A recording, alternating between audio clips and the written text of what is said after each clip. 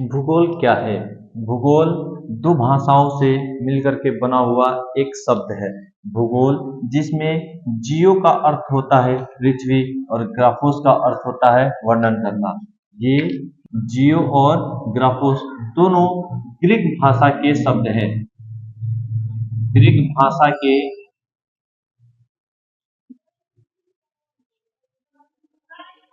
जियो और ग्राफोस ये दोनों ग्रीक भाषा के शब्द हैं, जिसका अर्थ होता है पृथ्वी का वर्णन, अर्थात ऐसे शब्द जो पृथ्वी के वर्णन करते हो उसे भूगोल कहा जाता है। ठीक है। भूगोल शब्द के जनक इरेटोस्थेनीज है और भूगोल के जनक जो है वो कैटियस को कहा जाता है।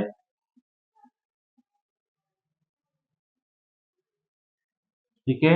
भूगोल शब्द के जनक इरेटोस्थेनीज, भूगोल के जनक हिकैटियस को कहा जाता है। भूगोल को सामान्यतः दो भागों में बांटा गया है। होता है भौतिक भूगोल,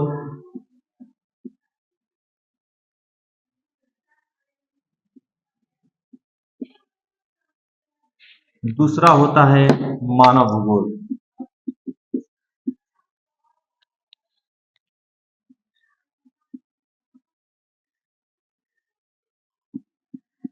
दूसरा होता है मानव भूगोल। भौतिक भूगोल के अंतर्गत हम जलवायु, मृदा, पहाड़, पठार,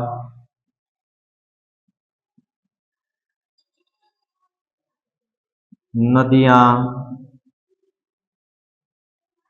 खनिज,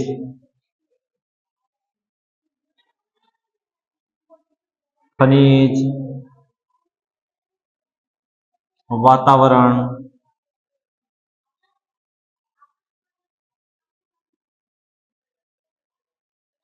ब्रह्मांड, ब्रह्मांड इत्यादि प्राकृतिक चीजों का अध्ययन करते हैं। ठीक है। भौतिक भूगोल के अंतर्गत जलवायु, मृदा, पहाड़, पठार, नदियां, खनिज, वातावरण, ब्रह्मांड इत्यादि प्राकृतिक चीजों का हम अध्ययन करते हैं, प्राकृतिक संसाधनों का अध्ययन करते हैं। मानव भूगोल के अंतर्गत मानव और मानव भूगोल के अंतर्गत मानव और प्रकृति के मध्य जो संबंध है उसका अध्ययन करते हैं।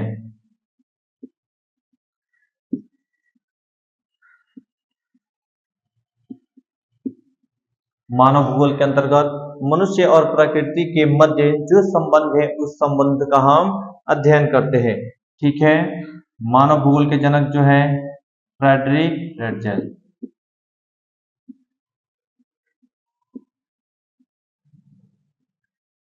फ्रेडरिक रेटजेल को मानव भूगोल के जनक कहा जाता है।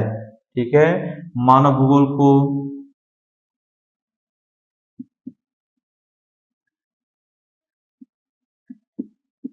मानव भूगोल की परिभाषा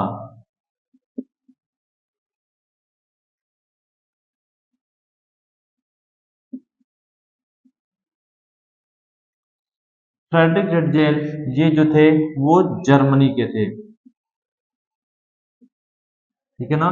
इन्होंने मानव भूगोल को परिभाषित करते हुए कहा मानव भूगोल को परिभाषित करते हुए कहा कि क्रियाशील मनुष्य एवं अस्थिर पृथ्वी के मध्य के संबंधों का अध्ययन करना ही मानव भूगोल कहलाता है। फ्रेडरिक रेटजेल के अनुसार मानव भूगोल अस्थिर पृथ्वी एवं क्रियाशील मनुष्य के बीच के आंतरिक संबंधों का अध्ययन करना ही मानव भूगोल है। ठीक है।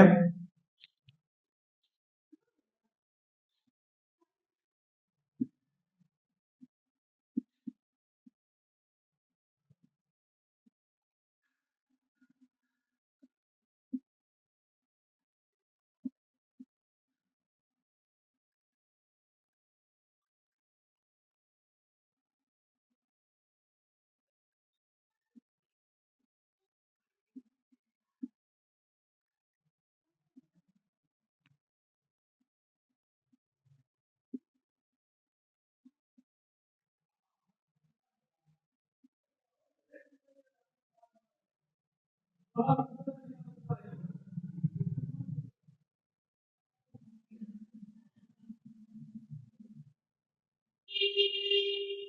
है ना। फ्रेडरिक रेडसेल के अनुसार मानव भूगोल क्रियाशील मानव एवं अस्थिर पृथ्वी के आंतरिक संबंधों का अध्ययन मानव भूगोल है। ठीक है, इनके जो विचार थे ये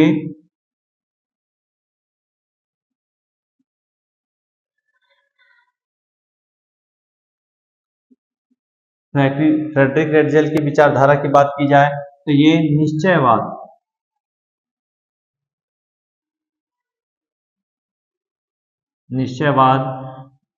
विचारधारा के समर्थक थे। ये कहते थे मानव प्रकृति का दास है और प्रकृति मनुष्यों की मालिक है। ठीक है, नव निश्चयवाद विचारधारा में प्रकृति को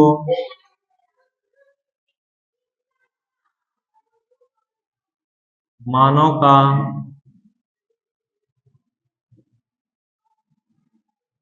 मालिक माना जाता है।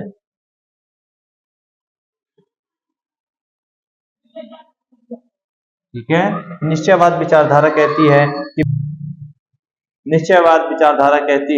कि प्रकृति मानव का मालिक है और मानव प्रकृति का दास है। प्रकृति पृथ्वी के ऊपर किसी भी प्रकार के परिवर्तन के लिए स्वतंत्र है। मनुष्य इसके लिए कोई भी कार्य नहीं कर सकता है। वो प्रकृति के छत्र छाया में ही रह करके अपने जीवन का संचालन कर सकता है।